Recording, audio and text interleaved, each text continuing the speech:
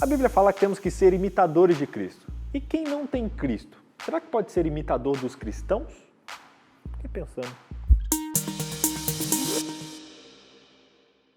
Você já se pegou fazendo alguma coisa exatamente como seus pais faziam? Você já se irritou com coisas que os seus pais também se irritavam ou se viu tomando atitudes que eles tomavam também? Esses aí somos eu e meu pai, fazendo a mesma pose para foto. Os filhos copiam praticamente tudo que os seus pais fazem. Os pais são os primeiros modelos de como se deve ser e agir que uma criança tem.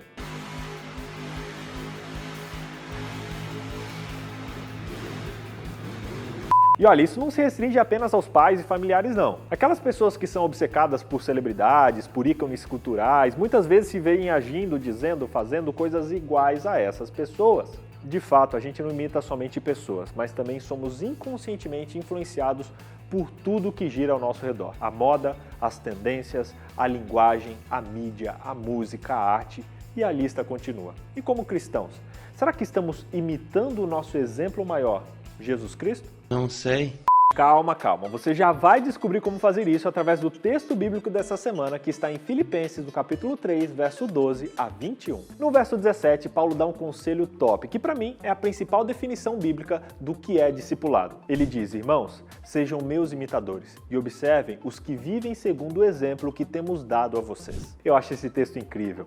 Paulo aqui chama os crentes a imitarem-no, sabendo que ele mesmo estava imitando a Cristo. Isso é discipulado. É você imitar a Cristo e você levar outros a imitarem Cristo através de você. Paulo aqui está falando de relacionamento e está dizendo para imitarem o comportamento dele porque ele estava imitando o comportamento de Cristo. Esse Paulo era top. O ditado "faço o que eu falo, mas não faço o que eu faço" deve ser instinto da vida do cristão. Eu sei que essa palavra discipulado, ela dá um medinho, e isso é normal. Normal porque a interpretação dessa palavra ela está muito limitada nas nossas igrejas hoje. Muitos acham que fazer discípulos é uma tarefa exclusiva do pastor da igreja e não se sentem capacitados para fazer isso. Galera, não existe erro maior do que esse. O pastor exerce o discipulado na sua zona de influência, que geralmente são as pessoas que ele se relaciona e geralmente são os líderes da igreja. Mas olha, você, membro de igreja, tem responsabilidade de discipular pessoas com as quais você se relaciona no seu dia a dia. Isso porque existem pessoas que só você pode alcançar, que estão na sua zona de influência. Por isso eu digo que membros de igreja, pessoas que convivem com outros ao longo da semana, têm muito mais chances de evangelizar do que o seu pastor. O pastor se relaciona na maioria do tempo com crente, trabalha com crente e prega para crente. Já vocês se relacionam com não crentes o tempo todo. Ou seja, a maioria do trabalho que você pode fazer, o pastor não pode. Pare de esperar pelo seu pastor e faça o que só você pode fazer. Eu já entendi agora. Um outro ponto importante é que o alvo do discipulado é ser semelhante a Cristo em caráter e em comportamento. Jesus, que foi o mentor do discipulado, ele diz como isso acontece. Tá pronto para esse texto? Editor, coloca uma música de suspense aí, porque esse texto ele vai dar uma lapada em muita gente. Olha só, o texto diz: eu lhes dou um novo mandamento, que vocês amem uns aos outros, assim como eu os amei, que também vocês amem uns aos outros. Depois desse texto, tchau, gente. A lição fica por aqui. Gelou, né? Mas acabou. Podemos gravar a próxima? Ah, brincadeira. Vocês gelaram, né? Brincadeira, gente, mas Jesus falou tudo. Discipulado se resume a uma coisa: amor. Se vocês se amarem, já estarão fazendo um super trabalho missionário. Jesus queria que os seus discípulos fossem conhecidos por uma característica em especial: o amor. Não em sua forma abstrata ou na teoria, mas na prática real do amor. O texto bíblico indica um amor altruísta pelas pessoas. E esse é um dos maiores argumentos de que Cristo vive em seus discípulos. E olha, se você acha que esse vídeo está fazendo sentido para você, eu peço para você compartilhar ele com as pessoas que você conhece, porque você vai fazer um bem danado para elas. Faça esse ato de amor. E aí você pode dizer: mas BJ, eu tenho amor no coração. Eu amo os meus pais, amo os meus irmãos, amo os meus friends. Parabéns, ó. Palmas para você, porque você não faz nada mais que a sua obrigação. Na real, até os filhos do diabo amam os seus inimigos. Mas não é desse amor que Jesus está falando aqui. Ele está falando de um amor gratuito, por pessoas que não te beneficiam, que não te retribuem, que muitas vezes nem gostam de você. Um amor pelos seus inimigos, um amor por pessoas que não podem te dar nada em troca, um amor onde você se nega e carrega a cruz de Cristo. É esse amor que Deus quer que você tenha pelos seus irmãos. Já entendi agora! Um outro motivo para você decorar Filipenses 3 é porque ele cita alguns dos elementos mais importantes do discipulado. O primeiro deles é o crescimento espiritual. Você precisa crescer em caráter semelhante ao de Cristo, e esse é um processo contínuo em que o discípulo amadurece em sua compreensão do amor de Deus. O segundo é a renúncia. Você precisa abrir mão de comportamentos, valores, identidades e também de relacionamentos passados que na maioria das vezes não compreendem e não agregam nada ao seu discipulado. O terceiro ponto importante é a aceitação. Você precisa aceitar seguir a Cristo, e esse tem que ser o lema da sua vida e o objetivo dela. O quarto elemento, e muito importante, é a conquista. Você precisa buscar outras pessoas para Cristo e envolver essas pessoas no processo do discipulado. Irmãos, sejam meus imitadores. Observem os que vivem segundo o exemplo que nós temos dado a vocês. Já diria Paulo em Filipenses 3, verso 17. Mais uma vez aqui, eu ressalto e destaco a segurança que Paulo tinha. Gente, pensa num peso dessa responsabilidade. Você tem segurança de que a maneira como você vive pode ser copiada como modelo? Vida perfeita!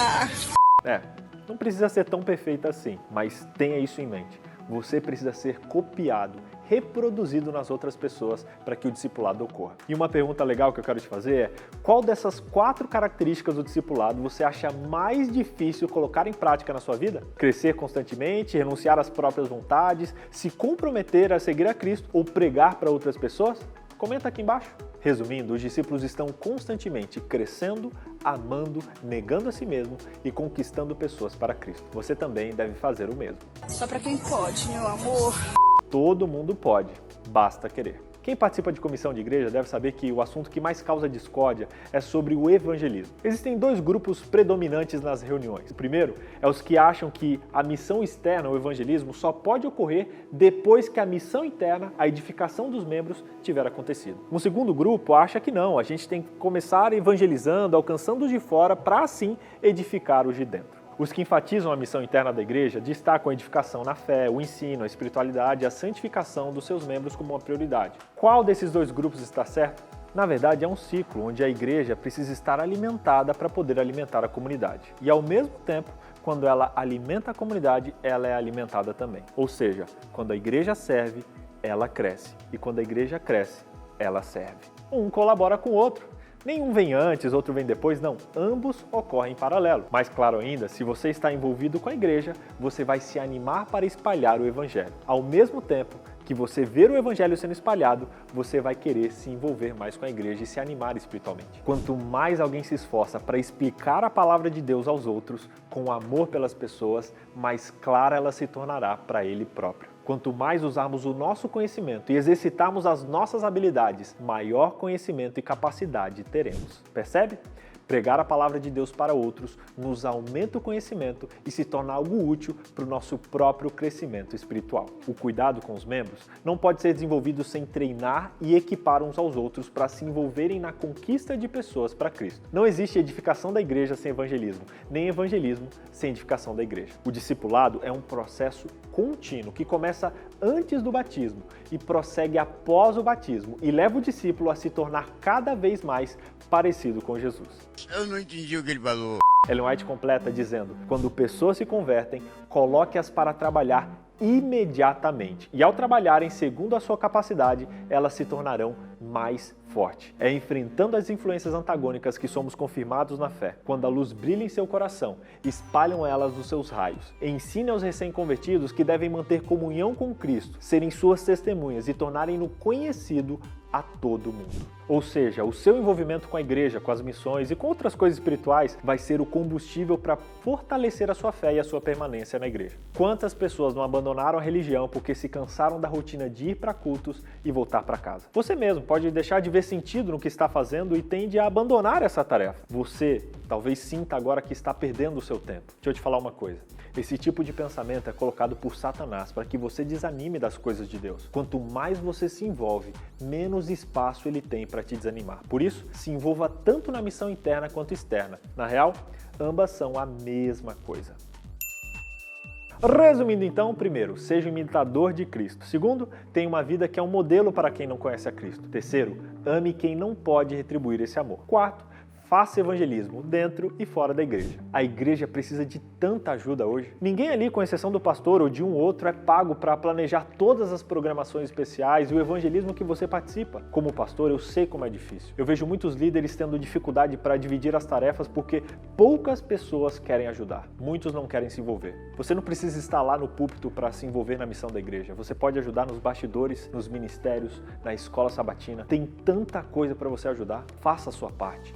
Ajude a sua igreja, ajude a sua comunidade. Eu te desafio a, nesse trimestre, não negar convites de pessoas da sua igreja que pedem por ajuda e assim encontrando um ministério para você que me assiste, poder fazer parte e exercer o dom que você tem. Me conta nos comentários como isso aconteceu, que eu quero ver Deus usando você para ser uma bênção para a sua igreja e para a sua comunidade. Eu quero aproveitar e fazer uma propaganda. Agora no dia 10, na sexta-feira, às 8 horas da noite, a gente vai estar ao vivo com o link que eu vou deixar aqui na descrição, falando um pouquinho sobre a lição no programa Código Aberto. É isso aí, você vai poder inclusive participar, interagir, entra lá. Sexta-feira, 8 da noite, o link está na descrição. Dia 10 de julho eu espero você para conversarmos um pouquinho mais sobre a lição da Escola Sabatina. Te vejo lá.